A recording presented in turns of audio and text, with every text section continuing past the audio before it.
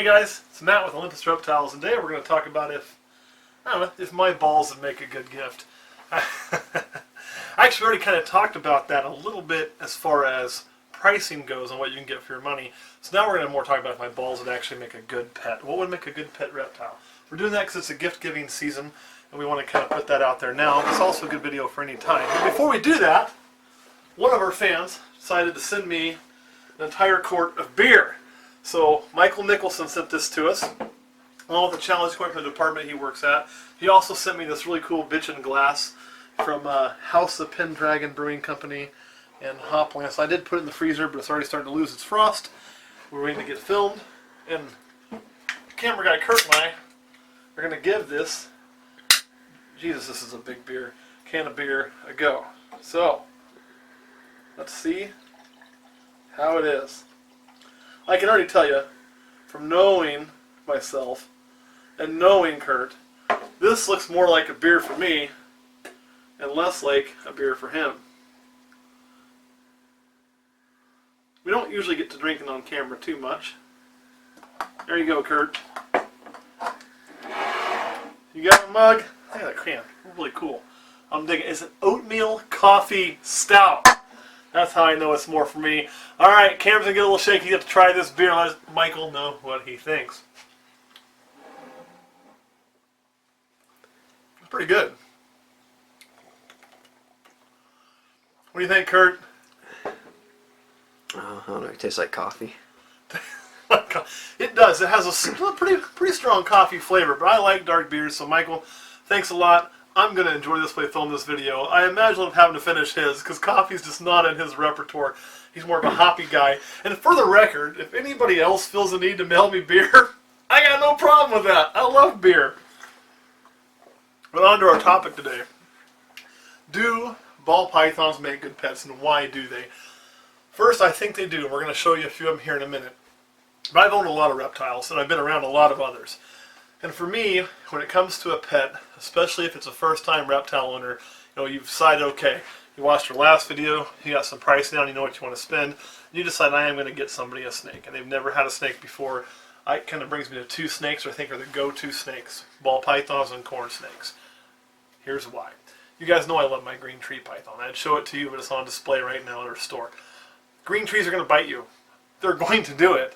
They're going to do it every time you give them a chance. Doesn't make a good first-time pet. Boas. I like boas. Boas can be a little more bitey, but most of them are pretty chill. But again, there's a size thing. They get pretty big. They can be intimidating. They're a little less predictable than a ball python. They don't make as good of a pet for a first-time keeper. That being said, my first snake was a boa. You can get away with your first snake being a boa. Be just fine if you go that route. But probably not the best for everybody. Which brings us really to corn snakes and ball pythons. The difference in the two is there's some major differences. One, corn snakes and ball pythons about the same length. Corn snakes are a lot skinnier, a lot smaller body than a ball python. They don't get near as thick as some of our big girls, like this gal right here. Ugh. Come here, beefy. Where corn would be a lot thinner. A ball python, they have some good size to them. They're easy to handle. This one can be grumpy, but even a grumpy ball python is easier to handle than a corn, I think. They do bite, it doesn't hurt. They're pretty chill animals all in all. And I like that girth. I think it makes them just a little bit more sturdy, a little easier to handle. They'll kind of hang out with you. You can see she's not doing much. Their care and setup is so easy. You get the cage right, they're just going to do well. I mean, the humidity's not too hard to maintain. The heat's not hard to maintain with a 90-degree hot spot in a variant. You do got to give them places to hide. That is a requirement. They're not going to do well out in the open. That's why we run the tub system. It's like a big hide for them. They are nocturnal creatures. You don't have any of the UVB, which really lowers your expense when keeping a reptile. Oh, something made you freak out there, huh, girly? Sorry about that. Sorry about that. And even when they do get freaked out, you can see she just pulled back. She didn't strike. She didn't bite. She's just trying to figure out what's going on. But all in all, these guys are so simple. Now, a corn, they usually never stop moving. They move constantly. I always joke that retics are like big corn snakes because they never really calm down. But are ball pythons perfect? Nope, they're not. And here's why. Get back in there, darling. If you had a corn snake instead of a ball python, that corn snake most likely will eat every week. And ball pythons sometimes can be a struggle. There are people who will tell you different, but they can be a struggle at times to get to feed. So what I like about them, as far as the best first snake, size, 3.5 to 5 feet. Sounds big, it's really not. Girth, they're a nice girthy snake. They feel like they got some structure to them, some stability. Don't think you're going to break them. Ease of handling. Love the ease of handling. Also, you start talking price point and all the cool stuff, I mean, you can get for the money, like we talked about. These guys have come down so much in price. You can get just this really cool, ultimate looking snake for, oh, sorry little guy. Oh, I know, you're so angry.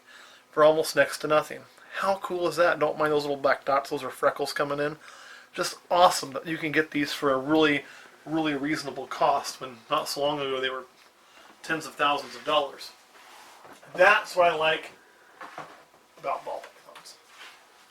Corn snakes, okay? Here's where they're better than balls. They feed every week.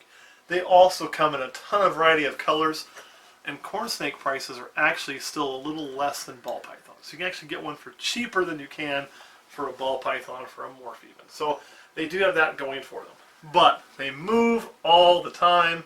They're not my style. They're not my style with the size and the thinness. So I think, snake-wise, the ultimate pet snake for a first-time snake keeper, it's definitely a ball python. Kurt, what do you think? Yeah, I like ball pythons. They're, if you want to handle a snake, and ball pythons are really easy to handle. Absolutely. But let's say maybe you're like, yeah, I don't want a snake in my house, or I don't want to give my kid a snake, or I don't want to give my nephew a snake because his mom's going to trip balls. Trip balls. I'm talking about ball pythons. Anyway, so you go, I'm going to go something different. And you're going to go into the lizard realm. Unfortunately, I don't have a lot of lizards here to pull out and show you because, well, I breed snakes in here. But there are a few I want to talk about. There are two lizards I always recommend to first-time lizard keepers when they come in the shop. And that is a crested gecko and a bearded dragon. There's a reason for both. You could also throw a leopard gecko into the mix. The reason I recommend bearded dragons a lot. Easy to handle, very personable, good size without being big or intimidating. Usually really good feeders. The knock on a bearded dragon is they're expensive to maintain because of the UVB lighting. They have a lot of requirements. Very high heat, very high UVB that you're replacing on a pretty frequent basis. All of those things to maintain them well. You get into crested geckos. They look cool. They are kind of that big, popular lizard pet. Them and bearded dragons kind of blew up at the same time. They kind of took that really cool gecko mantle away from the leopard geckos. But they're arboreal, they're going to climb, you're going to put them in a cage like when I keep my green tree, and when it's here, they're going to do really well. Very, very low temperature requirements. Very, no UVB requirements. This is nocturnal, so you don't need to run the expensive UVB lights. The setup, the cage is a little more expensive because of vertical style, but once they're set up, man, crested geckos are good to go. The bad thing is, they don't like to be handled as well as bearded dragons do. They're not as tolerable of that. And if the crested gecko loses its tail, it's gone. It's one of the few lizards that can lose that tail and never, ever, ever grow it back. And they'll drop it pretty easy. But those would be the two lizards I'd highly recommend. It would be the bearded dragons and the crested geckos. What it really boils down to is going to be what the personal taste is of whoever you're getting the gift for. Now, with this, let's talk about some reptiles to avoid. Okay? Whatever you do, for the love of all things holy, unless you know who you're getting for, and I can't even find my remote right now. There it is. Do not, under any circumstances, get something like that for a gift. Okay? Never, ever, ever give those away. Don't give a gift to something that can kill them. So no venomous snakes for gifts. That should kind of go without saying, right?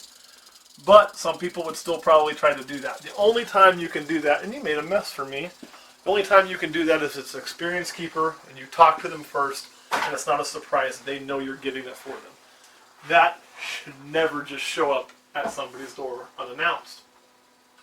I shouldn't have to really explain why.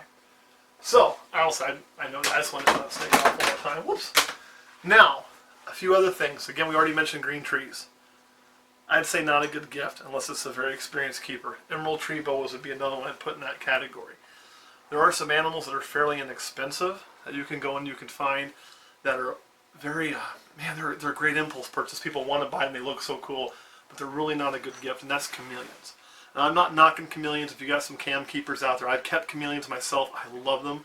They're probably my favorite lizard I've ever kept in captivity is a chameleon. They're so much fun to watch, the way they move, the way the tongue shoots out, the eyes, the whole 9 yards. They seem ancient with those old world true chameleons. You can't beat them. The problem is, if it's not an experienced keeper, chameleons are difficult to keep. Humidity has to be on point. You have to run water drippers or mister systems for them to drink. They won't drink out of a dish most times. They start going downhill. It's very hard to fix them, and you have to recognize it very early. Most of them are not very handleable and don't like people. They stress very easy. They take specialized caging.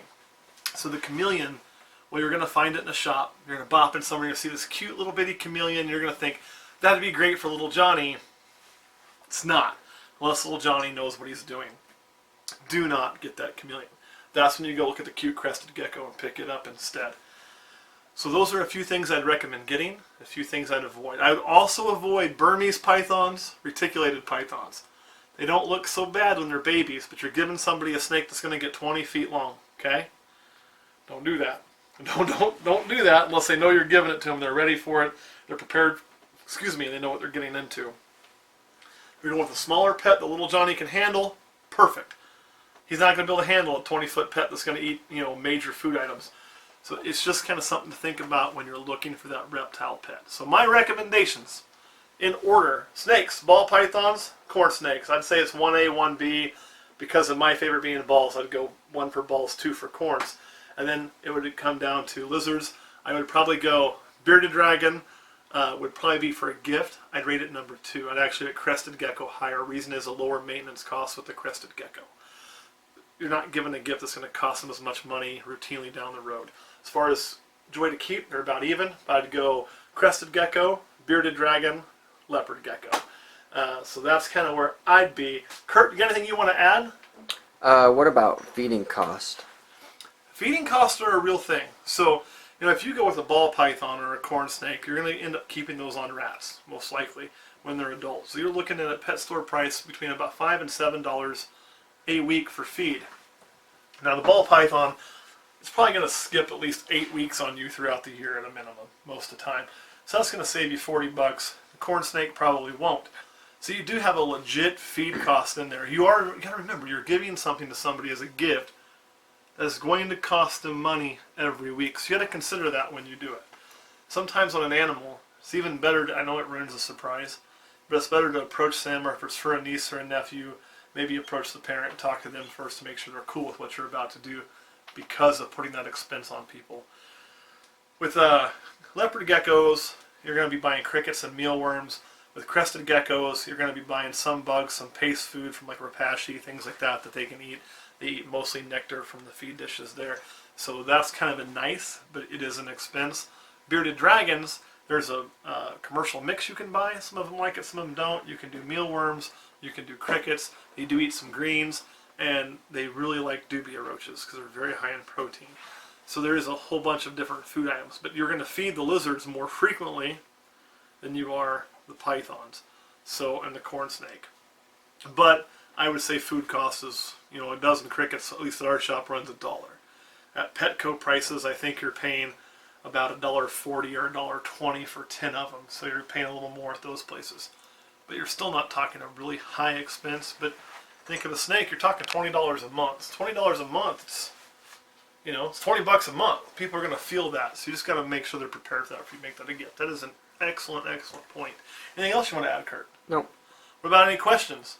No. All right, guys, if Kurt always tells me, something I always forget to do is say, hit the like, hit the subscribe. So if you haven't done that, do those 2 things for me if you don't mind. And if you got something that you want to add, like maybe I left out your favorite snake that you think makes an excellent pet, tell me what I missed. If I missed something, say, hey, what about, I don't know, iguanas? Don't get iguanas for a gift. They're nasty and mean. Don't do it. But maybe somebody thinks they should. Put it in there. Tell me why. maybe you're right. Maybe I'll be like, oh, I did miss that. Or maybe like, oh, this guy's crazy. I don't know, but we'll have a conversation about it. So put it in there, conversate with us a little bit, let us know what you think. Or if you've ever given reptiles a pet, leave a comment. Tell us how that went. So I can tell you one time when I was a kid, this will be a little bit of an extra minute story time with Matt, my brother tried to give me a python for a pet. He put it in a pillowcase and drove it all the way from Florida to Kansas. If you knew my brother, that would actually make sense. And he gave it to me without telling anybody it was going to happen at Christmas. My mom hates snakes. We almost had her okay with it, right? We almost had her good to go with it. The straw that broke the camel's back was he brought some mice with him to feed it too. Why he thought that was good, I don't know. I remember I was like 8 at the time or 10, and probably 10 at the time. Unfortunately, a few of the mice got out and they were running around in the Christmas tree. So here we are, the snake's going towards the Christmas tree and nobody can figure out what's going on. And it was probably just trying to get in the tree to hide. But then somebody notices a mouse in the Christmas tree that they thought the snake had eaten it, hadn't gotten out. So the loose mouse in the fake Christmas tree with my mom, who already didn't want the snake there, was trying to warm up to it because I was in love, and she was pissed at my brother for giving it to me. That was a straw that broke the camel's back, and then it was not no, but hell no, and like it was like a scene from National Lampoons. So that is my my reptile gift story to share with you guys. All right, thanks for watching. We'll catch you next week.